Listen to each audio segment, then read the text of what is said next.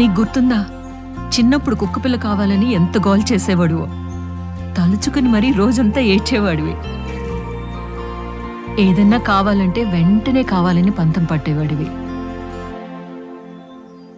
కొన్ని విషయాలు ఎంత ఆలోచిస్తే అంత బాధ పెడతాయి. తీరా కొన్ని రోజులైన తర్వాత ఇందుకోసం మనం అంత బాధపడ్డాం అనిపిస్తుంది. లైఫ్ అంటే అంతే. మనకు కావలసినవన్నీ మనకు దొరుకుతాయి, కానీ అనుకున్నప్పుడే దొరకవు.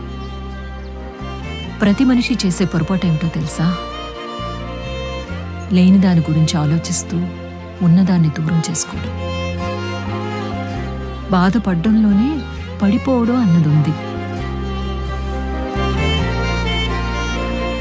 Life is a journey. What ever happens, you have to face it.